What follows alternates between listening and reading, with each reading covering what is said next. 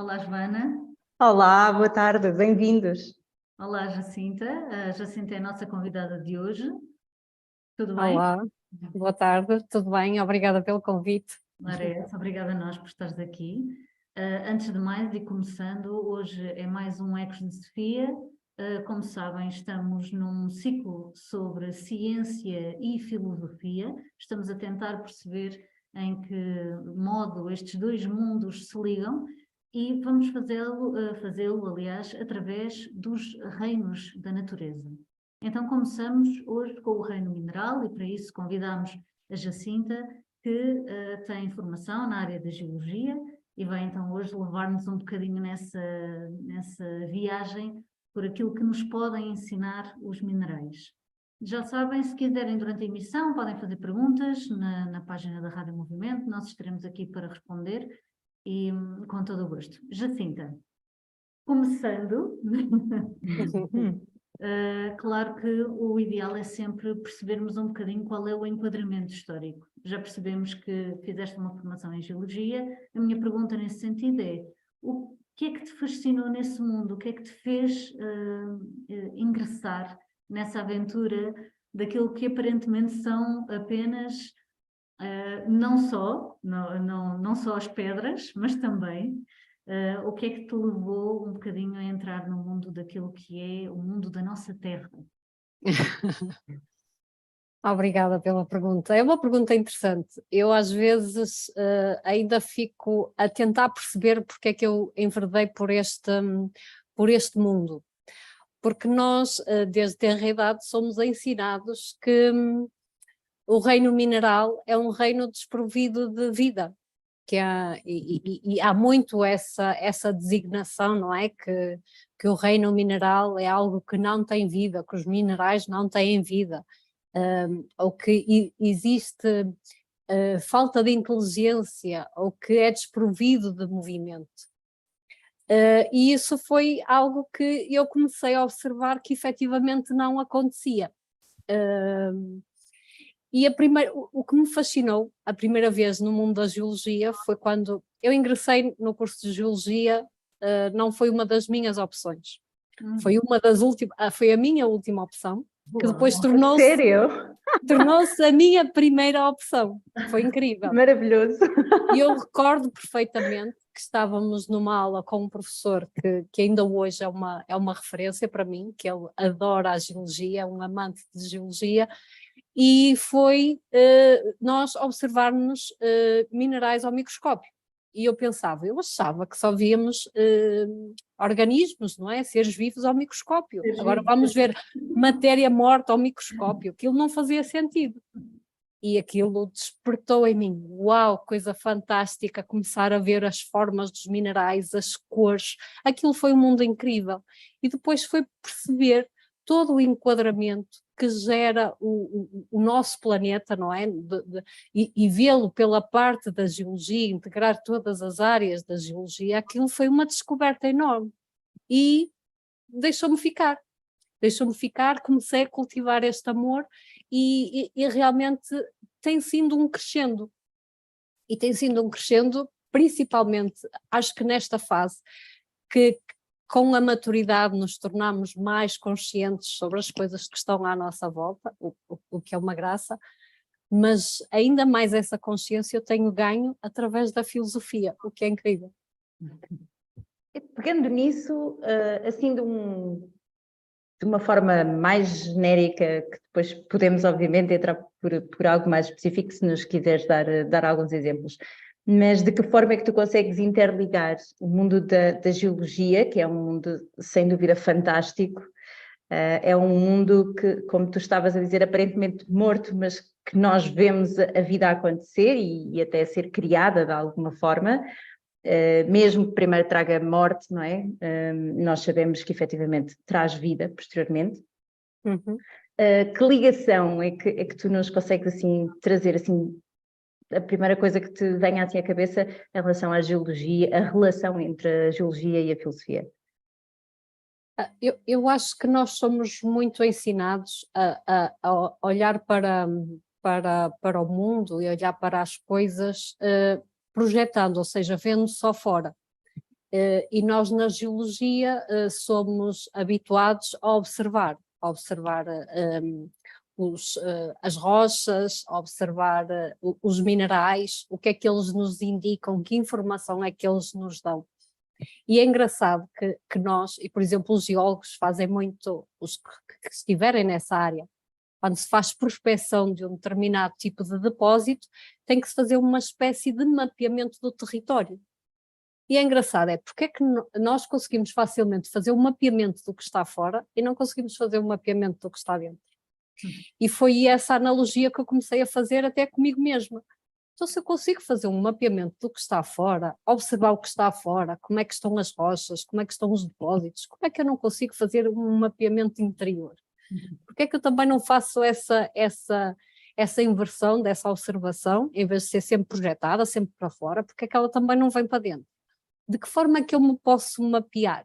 E é engraçado, porque é logo uma das analogias, que é o mapeamento que eu faço como profissional desta área e que é logo imediato, Joana, para responder à tua pergunta. Então, consegues dar-nos um exemplo que seja assim algo que consigas ver fora na geologia, que facilmente relaciones com o interior do ser humano? Neste caso, obviamente que será uma experiência mais interna tua, mas que seja um exemplo para que os nossos ouvintes consigam entender o que é isso de relacionar o mundo mineral externo com o mundo humano interno. É engraçado que há uma parte da geologia, uma vez explorei isso, e porque estava a fazer também esse exercício interior, e acabei por produzir um artigo que fala sobre a alotropia, que é uma das propriedades que determinados minerais têm, que uma mesma substância química é capaz de produzir elementos diferentes. Ou seja, que tipo de elementos nós temos na natureza que são alotrópicos? Temos o caso do carbono, temos o enxofre, temos o oxigênio, e vamos pegar num que acho que é mais presente a todas as pessoas, que é o carbono. O carbono, só constituído por átomos, os átomos de carbono agregados, podem formar grafite, que é aquilo que nós utilizamos nos lápis, que é um material desprovido de um valor pretencioso, e depois temos, formado também por carbono, mas com uma organização dos átomos, uma organização diferente, temos um diamante. Como é que o carbono, que é exatamente o mesmo elemento, mas estruturado, agregado de forma diferente, ou seja, lá está aquela construção interna, permite ele ter diferentes formas. E eu faço a mesma analogia dentro de mim, ou seja, como é que eu, fazendo essa analogia da alotropia, ou seja, eu posso ter eu tenho dentro de mim a minha essência, e essa essência como é que se vai expressar? Vai se expressar de uma forma mais como o carvão, ou vai se expressar como um diamante? E para isso eu vou pegar nas experiências, nas observações, na sabedoria, que me vai permitir organizar a minha estrutura interna para que ela possa iluminar, para que ela possa trazer algum brilho. Ou seja, é só eu mudar a minha estrutura interior que eu consigo transformar-me de uma coisa mais bruta, mais opaca, para uma coisa mais brilhante, com mais valor. E essa analogia eu tenho-a sempre muito presente na minha vida, ou seja, eu poderia ser uma pessoa melhor ou pior, isso vai depender das minhas experiências e de como é que eu vou integrar essas experiências na minha vida para eu me tornar uma melhor pessoa, para eu me tornar um melhor ser humano. Para eu conseguir evoluir, não é? A partir daquilo que eu sou, e pegando na analogia do carbono, transformar-me de grafite em diamante. Mas só, desculpa Joana, deixa-me só fazer aqui uma pergunta, só para clarificar.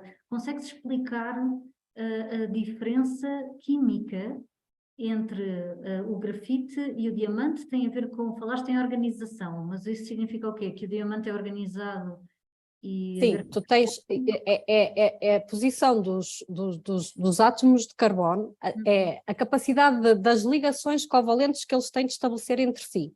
Uhum. E mediante essas ligações covalentes que se vão estruturar ou ligar de forma diferente, vai permitir, por exemplo, se essas ligações covalentes estiverem mais elementares, aquilo forma uma espécie de camadas sucessivas de carbono, em que tu tens uma ligação entre as diferentes camadas, que é uma ligação mais frágil, é por isso que tu, ao escreveres o lápis, aquilo desliza, não é? Porque essas camadas vão-se desfazendo. Muito interessante.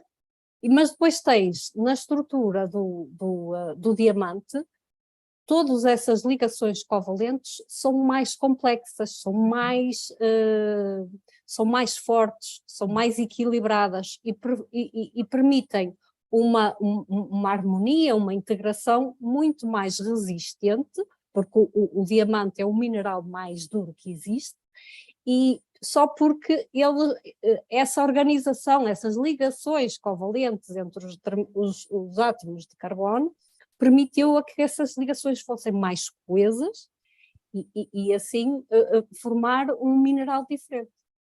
Ou seja, exatamente o mesmo elemento químico, que é o carbono, mas com diferentes ligações covalentes que permitem formar um cordão. Não é um cordão, porque no cordão temos, no caso da grafite, que são sucessivos cordões, não é? Por isso é que ele quebra, aquilo muito fácil, é mais maleável.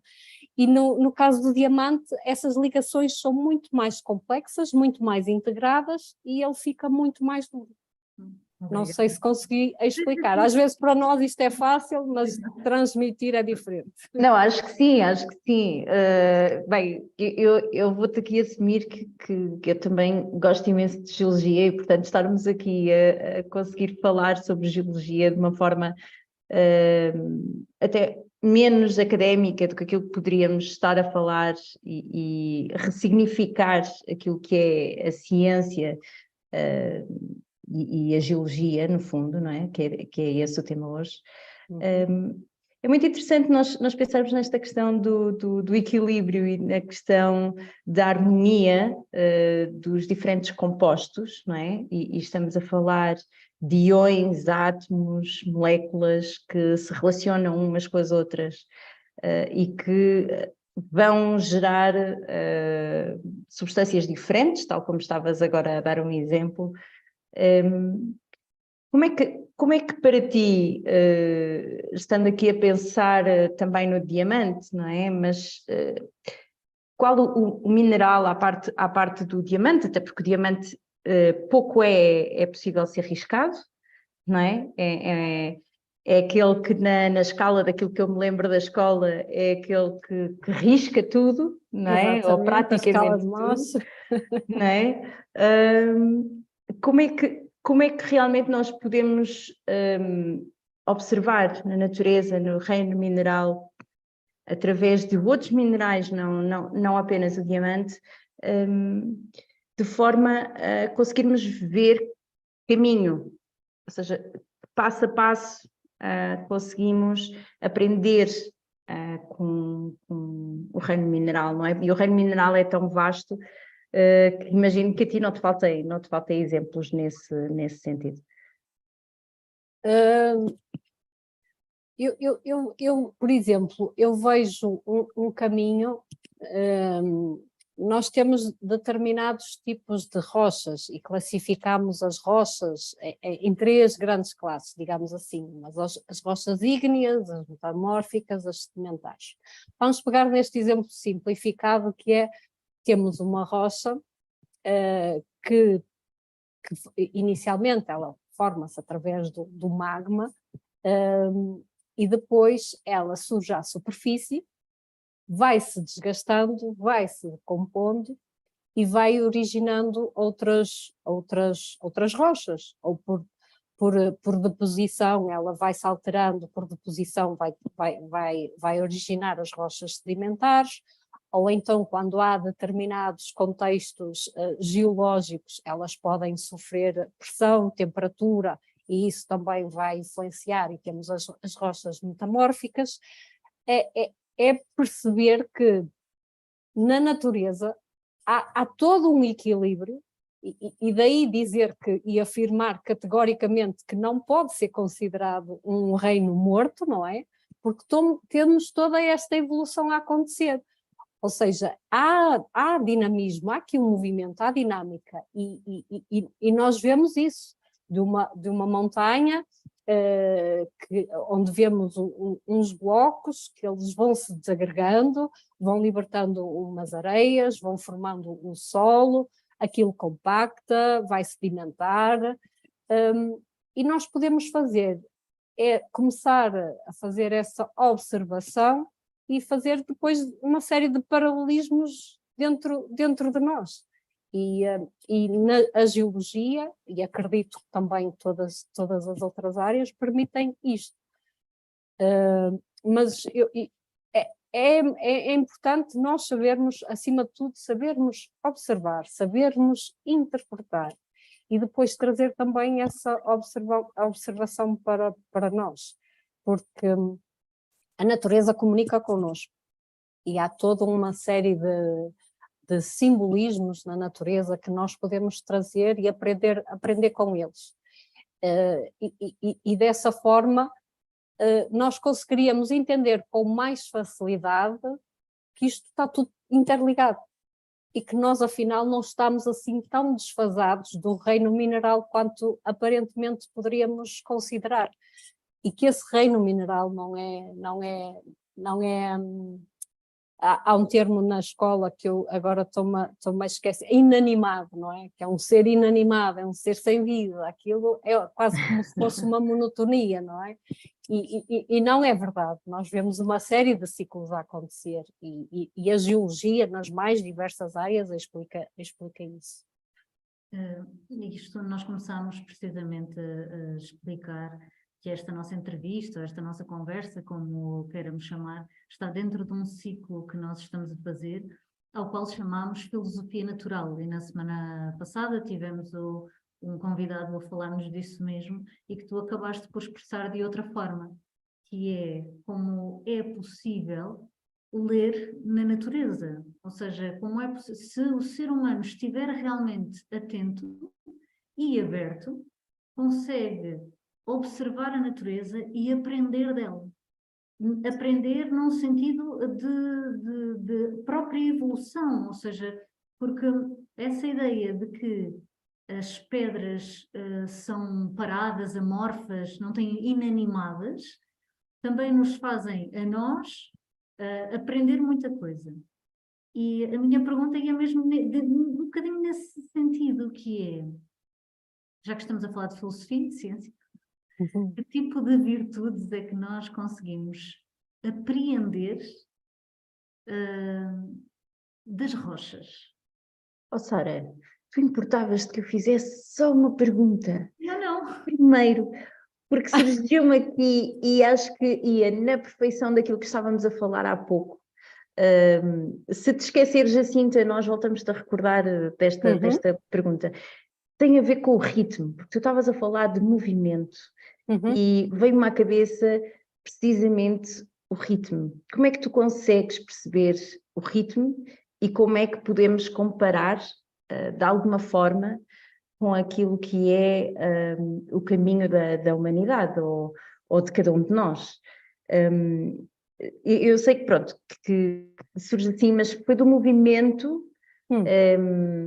Acho que é muito interessante também vermos como é que podemos encontrar esse ritmo, ou que tipo de ritmo é que existe. Eu acho que consigo juntar as duas questões. Força! Ou Melhor seja, ainda! Isto é engraçado porque lançam-se um mote e dentro da cabeça surgem uma série de relações. O ciclo é engraçado, que é algo com que eu também tenho refletido, que é o ciclo geológico, as coisas que acontecem, talvez seja por isso que nos leva a considerar como um mundo mais inanimado. É que não vemos essas evoluções ou essas dinâmicas a acontecerem de uma forma tão rápida, como, por exemplo, determinados ciclos por exemplo, das estações do ano, que são mais rápidas. Estamos a falar de milhões de anos, por exemplo, para haver aqui a evolução, não é? O surgimento de rochas, haver essa deformação das rochas, essa transformação das rochas, e uma determinada tipo de rocha depois vai dar origem a outro tipo de rocha, nós temos um ciclo a acontecer de milhões de anos. E às vezes é isso para nós que é difícil de perceber. Neste espectro tão vasto de anos, nós não conseguimos imaginar as coisas. E, portanto, achamos por isso que aquilo não acontece, não tem vida, justamente porque não está a acontecer aos nossos olhos. Mas está a acontecer, e já aconteceu antes. E, portanto, e é isso, essa ciclicidade que é muito mais lenta, que é muito, eu diria que até é mais sábia, porque é mais pausada, é mais refletida, as coisas têm tempo para maturar, para acontecer, as coisas vão encaixando, vai havendo ali um movimento que é harmonioso, e que isto me leva a pensar numa virtude, já que a Sara me pediu para fazer a linkagem a uma virtude, que é a resiliência. Porque, efetivamente, nós, para termos essa capacidade de resiliência, muitas vezes temos que deixar que as coisas aconteçam e nós conseguirmos transformar no meio desse processo, que é justamente o que acontece nas rochas, não é? Elas vão se transformando no meio dessa ciclicidade que parece eterna, não é? Que parece muito duradoura. E nós hoje em dia somos empurrados neste mundo tão materialista, tão voltado para a matéria, de queremos ver coisas no imediato, queremos ver as coisas a acontecer muito rápido. Às vezes há determinados processos, nomeadamente o processo de desenvolvimento interior, que levam o seu tempo. Aquilo é preciso estar ali o tempo a atuar para que as coisas possam se ajustar, se harmonizar, e por isso que elas aconteçam de uma forma integrada. E portanto, eu associo dessa forma, que nós temos que, às vezes, deixar o tempo acontecer para que os processos possam desenvolver como têm que desenvolver, para que nós nos possamos adaptar também a essas evoluções, e sem dúvida que isso nos leva a uma das maiores virtudes, que será a resiliência. E é uma espécie também de respeito, não é? Porque muitas vezes, e tu tocaste num ponto que para mim é fulcral, que tem a ver com uma sociedade em que vivemos, em que queremos tudo agora, demasiado rápido. Se demora 2 segundos a mais, já está ultrapassado, não é? Já há um modelo melhor, entretanto, já há uma novidade a seguir.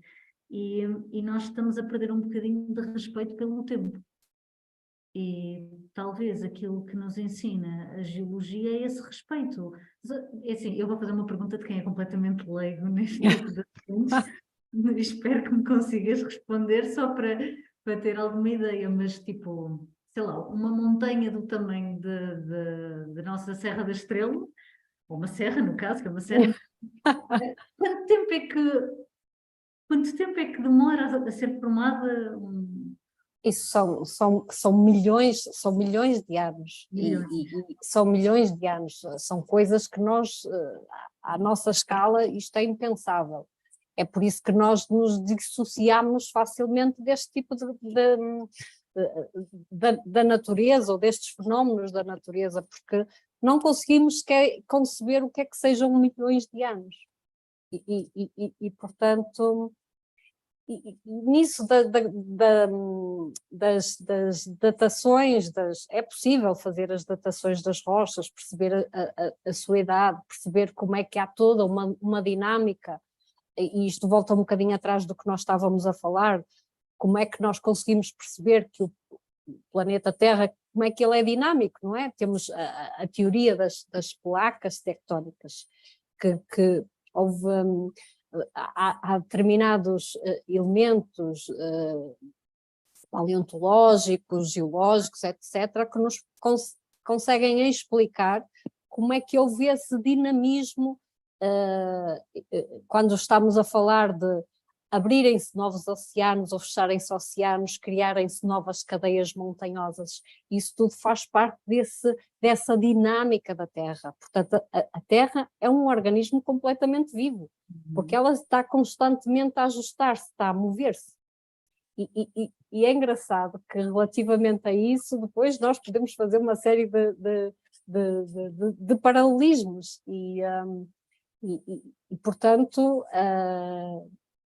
são anos que à nossa escala não são concebíveis de imaginação. Quase que perde sentido a pergunta, não é? É verdade, é verdade. É verdade. Eu não sei se consegui responder à pergunta, Sara, é que às vezes fico a divagar aqui nos pensamentos e vocês têm que me conduzir, senão... Não, sem problema, Jacinta. Eu estava aqui a pensar se tu conseguias, de alguma forma, dizer-nos, em termos de mundo geológico, o que é que poderá ser o coração, a cabeça, o corpo que transforma. Isto porquê? Porque eu estava aqui a pensar no manto, na questão da lava, vem do interior, não é? Que transforma o mundo externo, no fundo. E também não estamos a falar de um mundo assim tão externo, porque então teríamos que falar do globo em si, não é? Estamos só a falar, digamos, da crosta. Mas dentro do mundo geológico, o que é que te parece que inspira esta transformação diária, mas que não é visível diariamente, mas que para o planeta Terra, se calhar 1 milhão de anos é um dia, ou é um ano, vá. Como é que tu conseguirias fazer estas ligações? Essa pergunta é difícil. Desculpem, eu vou aqui dizer que a Jacinta está a ser mesmo apanhada, desprevenida com as nossas perguntas. Mas a curiosidade é muita, desculpa, Jacinta. Sim, eu acho que podemos considerar que a visão que nós temos de como é que é o planeta Terra é que ele tem o núcleo, não é? Que é incandescente, que há ali materiais completamente incandescentes que depois, à medida que se vão afastando desse núcleo, vão-se solidificando, vão ficando menos líquidos e depois mais na superfície eles vão se solidificando. E sem dúvida que este interior, este será o coração onde tudo se transforma e imaginar que neste interior há todo um fogo que permite esta transformação, esta renovação, porque é difícil de nós entendermos isto, mas tudo o que de alguma forma está à superfície já esteve no interior. Portanto,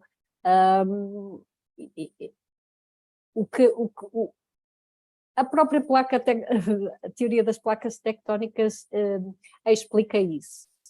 E eu recentemente fiz um paralelismo, que é um artigo que eu vou querer explorar e escrever, que é uma analogia, eu não sei se isto é disparatado, mas agora já que estamos aqui a falar de filosofia e estamos a falar do reino mineral, que é uma analogia do que será o triplo logos na dinâmica da deriva continental, que anteriormente era considerada a deriva continental e dos oceanos e que agora é considerada as placas tectónicas. Esse triplo logos fala-nos de 3 princípios, e eu posso estar aqui a falar de assuntos que algumas pessoas possam estar a ouvir, podem não entender. Mas vamos simplificar este triplo logos, depois aguardem pelo artigo para explorarem um bocadinho mais. Mas vamos considerar que neste triplo logos temos 3 princípios. Um princípio criador, um princípio conservador e um princípio destruidor. Coloquemos as coisas desta forma.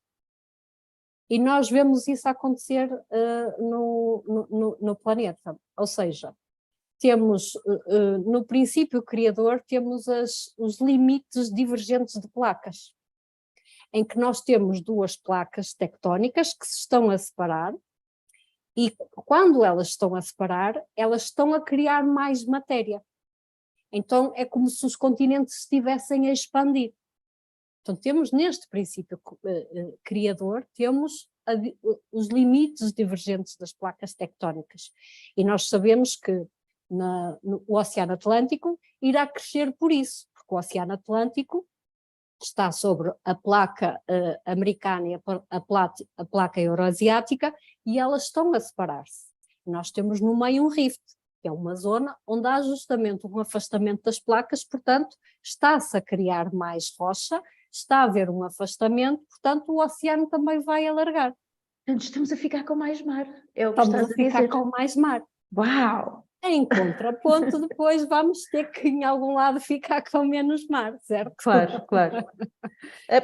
Desculpa, e aí voltamos à lei de Lavoisier, não é? Que Nada se nada perde, tudo se transforma. Exatamente. Não é? E então depois nós teremos no outro lado alguns limites que se de um lado há a divergência, no outro lado terá de haver a convergência. Então nós temos essa convergência e há então o princípio destruidor, em que uma placa ou mergulha sobre a outra e vai-se mergulhando para o interior da Terra, vai para o tal núcleo, onde vai outra vez regenerar todo esse material. E temos nessas placas convergentes, podemos ter uma zona da fossa oceânica, que temos o caso da formação das ilhas vulcânicas, porque temos uma placa a submergir noutra, aquilo vai haver ali, aquele material que está a mergulhar numa placa vai começar a entrar no núcleo da Terra, vai começar a transformar-se, a queimar-se, a tornar-se líquido, e então ele começa a ascender, então ele começa a expelir esse material através dos vulcões. Então, como a placa se está a mover, é como se tivéssemos este ponto fixo, onde a lava está a surgir, e temos aquela placa que está a mover-se. Então ela vai formando as ilhas. E então temos um círculo insular, não é? de ilhas que são formadas desta forma. Ou então temos umas placas convergentes, como o caso dos Himalaias, em que elas estão umas contra as outras, por isso é que os Himalaias são o grupo montanhoso mais alto, porque elas estão a convergir, ou seja, elas estão a comprimir umas contra as outras e aquilo está a subir, a subir, a subir, a subir.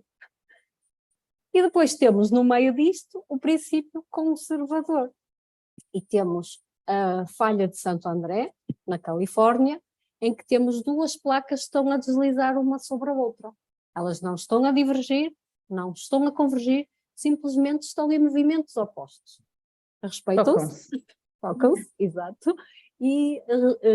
mas elas, uma vai, digamos que para norte e outra para sul. Estão só a raspar uma na outra, digamos assim, e portanto conservam. Eu estou maravilhada, é só dizer, eu estou maravilhada com tudo o que estás a trazer, sério. Uma espécie de convivência harmónica entre essas duas placas. Exatamente, uma convivência harmónica. Maravilhoso.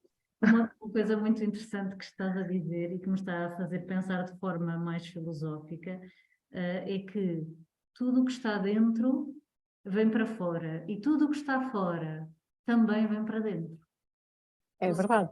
Que aquilo que eu tenho dentro de mim pode de alguma forma mudar ou no mínimo influenciar o exterior, mas que eu também sou influenciável. Exatamente. Consegues ver essa ideia também? Sim, sim, claro, claramente.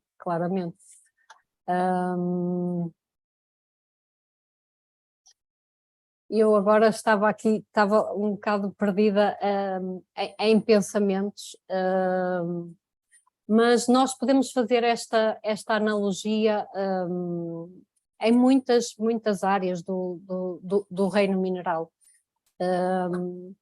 E sem dúvida que isto também é possível através de uma contemplação. Eu acho que a contemplação é um bocadinho diferente da observação, porque a contemplação implica amor, não é? E quando nós temos amor a algo, nós conseguimos fazer essas explanações e essas analogias. E eu, talvez um bocadinho impulsionada agora pela filosofia, o meu amor pela geologia também aumenta, ou seja, passa a ser, em vez de ser só uma simples observação, passa a ser uma contemplação.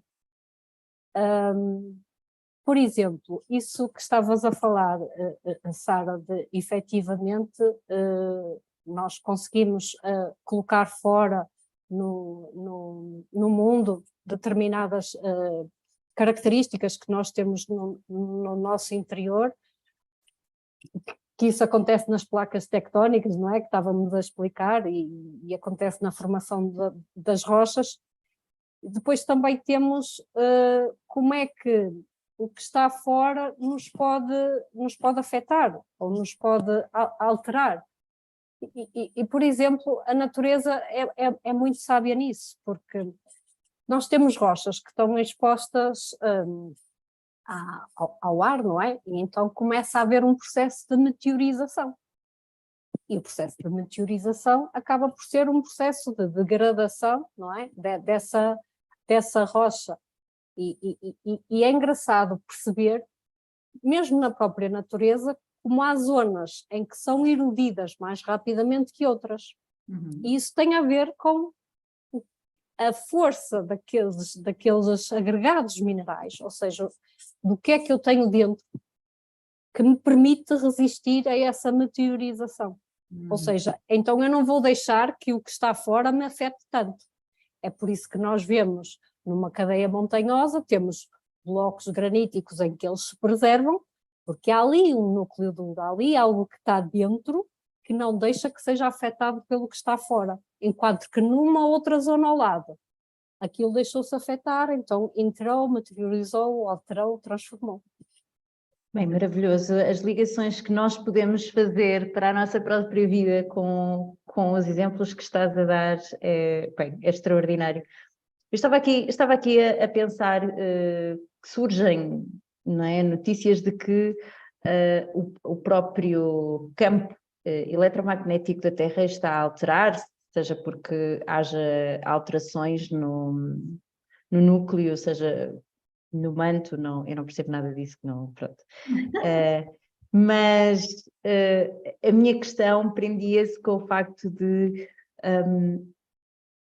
como é que nós podemos, para além de ver isso na natureza a acontecer, de que forma é que isso nos pode, não só fisicamente, obviamente, estava a falar mesmo a nível interior, como é que isso pode mexer connosco? É quase esse campo eletromagnético presente no reino mineral, não é? Como é que se equipara ao nosso campo eletromagnético? Ai, vocês colocam-me perguntas difíceis. Chamamos uma especialista para lá. O entusiasmo é muito, Jacinta.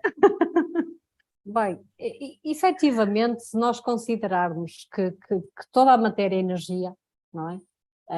Portanto, isto agora é uma explanação mais pessoal do que científica, porque nós não... Eu entendo um bocadinho todas as áreas, mas há áreas que eu não estou tão à vontade. Mas, pegando nisso, eu diria que, efetivamente, se toda a matéria é energia, e nós, às vezes, não conseguimos perceber isso, que tudo que está à nossa volta, mesmo que é palpável, é tudo composto por energia, essa energia, de alguma forma, há de afetar-nos, há de provocar em nós alguma influência. Se calhar percebemos essa influência mais facilmente através da Lua, não é? E da influência que a Lua tem nas marés, e também nós começamos a perceber que a Lua também tem interferência no nosso ciclo, na nossa vida. E sim, há determinadas massas ou volumes de rocha que possam emanar um determinado tipo de energia. E é por isso que há determinadas pessoas que dizem que em determinadas zonas que se consegue sentir uma energia diferente, porque é a própria rocha, a própria constituição daquele local que tem uma energia associada ao seu fundo geológico que é natural e, portanto, isso poderá influenciar também. E depois também é uma questão de percepção e de sensibilidade. Às vezes nós consideramos que onde eu estou inserido não me afeta, não é? Mas não é bem assim. Claro. E também a própria geologia vem estudar isso e vem a perceber que, efetivamente, determinadas massas minerais contribuem para esse tipo de diferenciação energética e de que forma é que isso também nos pode afetar. E também há todo um mundo novo que se pode explorar e sim, até porque nós sabemos que há determinadas terapias, não é, que utilizam minerais, porque acredita-se que cada mineral tem a sua própria essência, mediante a sua composição, mediante a sua organização interior, permite um mineral exibir uma determinada forma, um cristal, através da cristalografia, que isso também hajam diferentes tipos de minerais que podem nos induzir a diferentes tipos de tratamentos, por exemplo, tratamentos energéticos, e então se formos por aí, isso é um campo enorme para explorar. E eu acredito que sim, acredito que haja. Depois também cabe-nos a nós perceber quais são efetivamente os minerais que nos poderão causar essas subtilezas, ou que nós consigamos identificar que eles nos causam determinadas subtilezas. Não é só deixar... pessoas, não é? Como? Porque não são todos os minerais que têm a mesma influência sobre... Exatamente, da mesma forma como somos regidos pelos signos, e, não é? Também temos nos minerais diferentes tipos de minerais que vão... não sei se será correto dizer que se podem harmonizar de forma diferente com diferentes tipos de pessoas. Uhum. Jacinta, nós estamos mesmo na reta final, mas queríamos lançar-te uma última pergunta antes de fechar o programa, que é a ver se esta é mais fácil. Ou não. Ou seja, a ver se eu consigo explicar a pergunta que tenho, que é: o que é que tu pensas que falta ao ser humano aprender para, de alguma forma, se sintonizar com a mensagem do reino mineral? Que caminho é que nos falta? O que é que pensas que falta ao ser humano nesse aspecto?